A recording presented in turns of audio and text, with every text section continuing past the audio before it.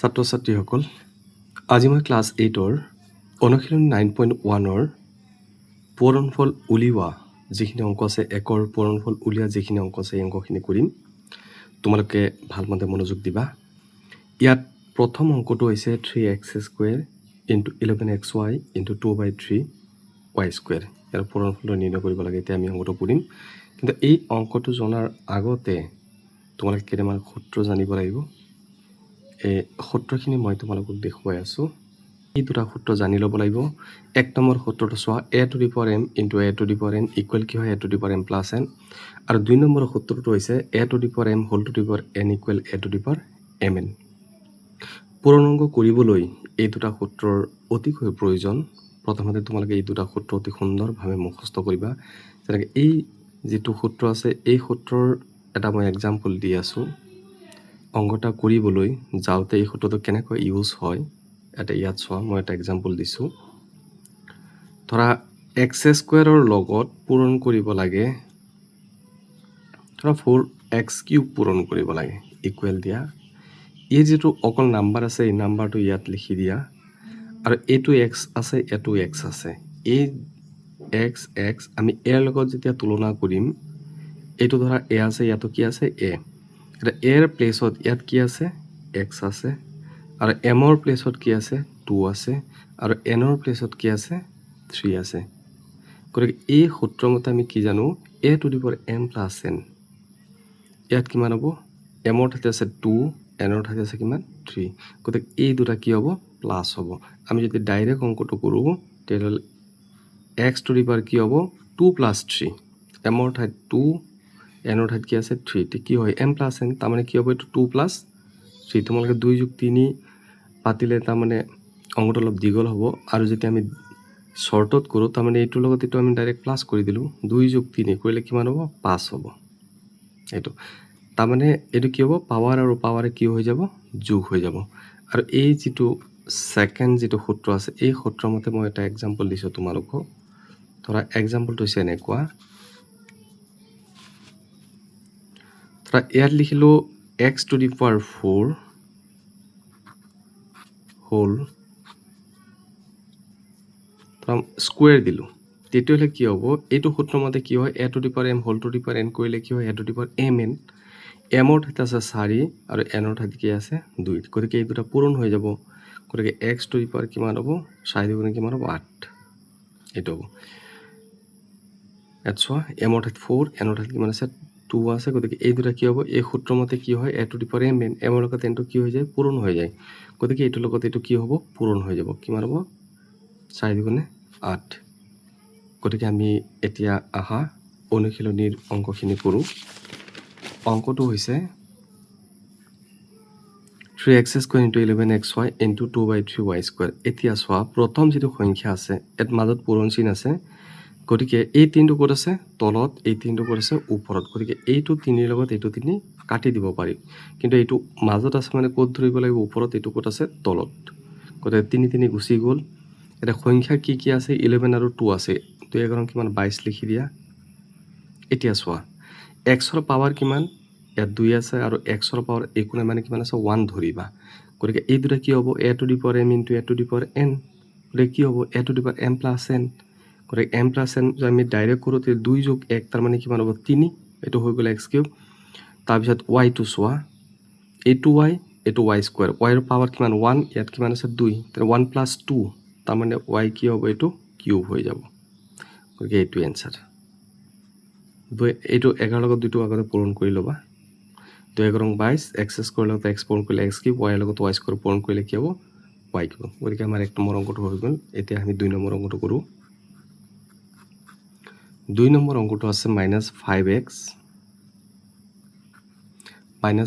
Bracket আছে ইয়াত চোৱা, into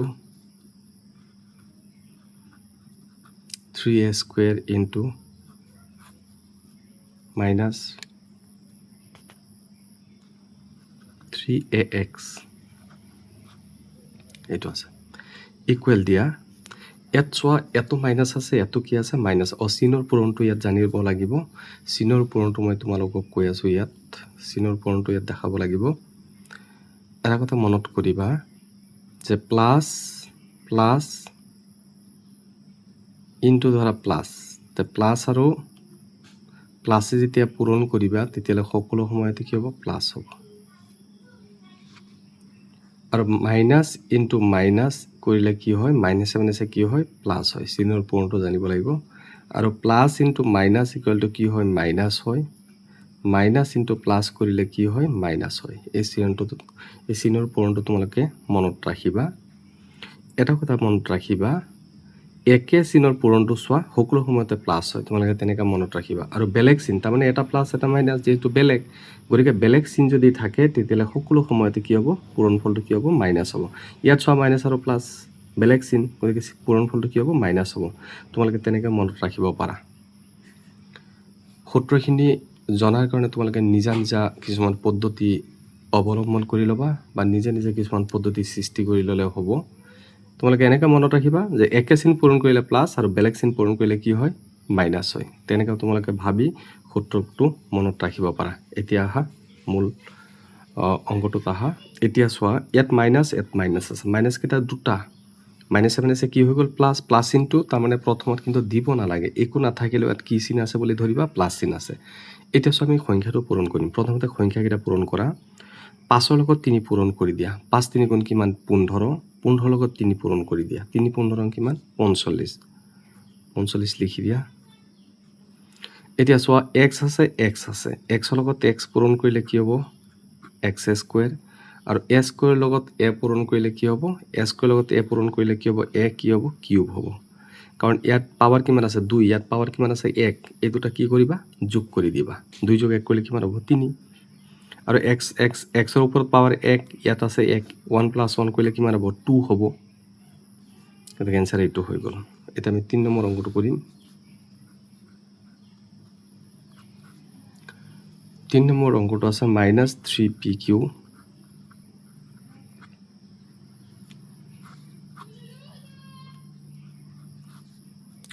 into -15p³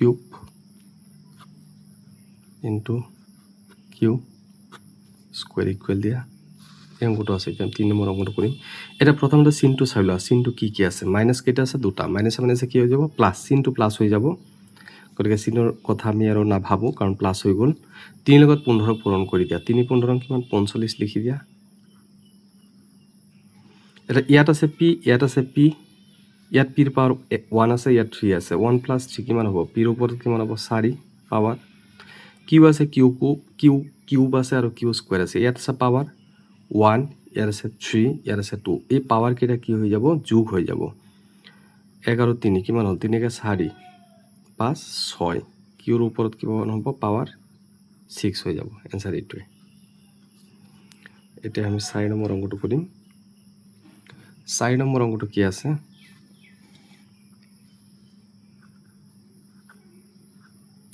3x 5x² + 8 সমান চিন দিয়া। এতিয়া আমি এই অংকটো কেনেকৈ কৰিম ইয়াত চোৱা। এইটো একপদ ৰাশি, এই দুটা হৈছে বহুপদ ৰাশি। এতিয়া এইটোৰ লগত এইটো পূৰণ কৰিবা প্ৰথমতে, এইটোৰ লগত এইটো, তাৰপিছত এইটোৰ লগত এইটো। এইটোৰ লগত এইটো পূৰণ কৰিলে 3 5 গুণ কিমান, আমি এইটোৰ লগত এইটো পূৰণ 3 5 গুণ কিমান 15, আৰু এক্সৰ লগত যেতিয়া x² পূৰণ কৰিবা কি হ'ব x³ হৈ গ'ল। প্লাছ আছে, ইয়াত প্লাছ থাকিলে প্লাছ দিবা, মাইনাছ থাকিলে মাইনাছ দিবা। 3 লগত 8টো পূৰণ কৰি দিয়া। 3 8 গুণ কিমান 24, আৰু লগত কি আছে x। এইটো এনচাৰ।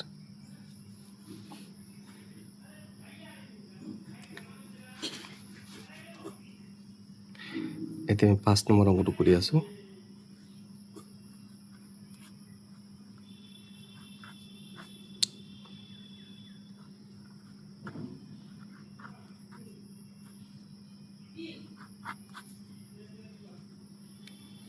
এতিয়া আমি 5 নম্বৰ অংকটো কৰি আছোঁ। 2/3 × y 18y² - y। এতিয়া এইটোৰ লগত এইটো পূৰণ কৰি দিয়া। এইটোৰ লগত এইটো পূৰণ কৰিলে কেনেকৈ পাতিবা এইটো। আমি কিন্তু 3ৰে 18ত হৰণ কৰি দিব পাৰোঁ। 3ৰে 18ত হৰণ কৰি এই লাইনটো এনেকৈ পাতি ল'ব পাৰা। এটা লাইন বেছিকৈ যদি পাতা তেতিয়া ভালমতে বুজি পাবা। 2/3 × y ইনটু কি হ'ব 18y² পাতি দিয়া।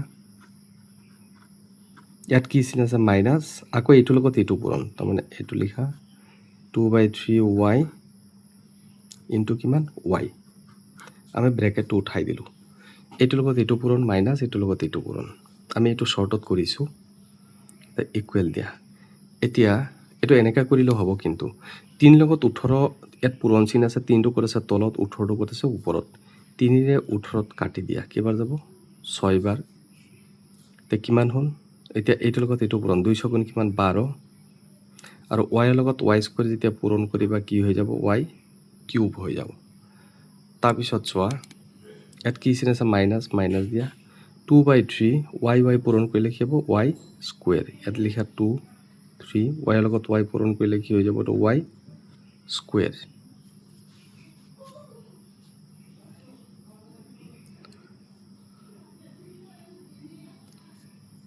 2/3y তোমালোকে এনেকৈ 2/3y এইটোৰ লগত এইটো পূৰণ কৰিবা 18y square minus 2/3y into কিমান y এতিয়া 3ৰ উঠত কেইবাৰ গ'ল 6 বাৰ 200 গুণ 12 হ'ল y ৰ লগত y স্কোৱাৰ পূৰণ কৰিলে কি হ'ব y কিউব মাইনাছ 2/3 y ৰ লগত y পূৰণ কৰি দিবা পাৱাৰ 1 ইয়াতো 1 পাৱাৰটো প্লাছ হৈ যাব y ৰ লগত y পূৰণ কৰিলে কি হ'ব y স্কোৱাৰ এইটো এনচাৰ গতিকে ছাত্ৰ ছাত্ৰীসকল আজি তোমালোকক মই অনুশীলনী 9.1ৰ 5টা অংক কৰি দেখালোঁ পৰৱৰ্তী অংকখিনি মই লাহে লাহে কৰি যাম তোমালোকে প্ৰথমতে মোৰ চেনেলটো ছাবস্ক্ৰাইব কৰি লোৱা যদি ছাবস্ক্ৰাইব কৰি লোৱা তেতিয়াহ'লে ভিডিঅ'খিনি তোমালোকে পাই যাবা গতিকে থেংক ইউ ছাত্ৰ ছাত্ৰীসকল আজিলৈ মই এই ভিডিঅ'টো ইমানতে সমাপ্ত কৰিলোঁ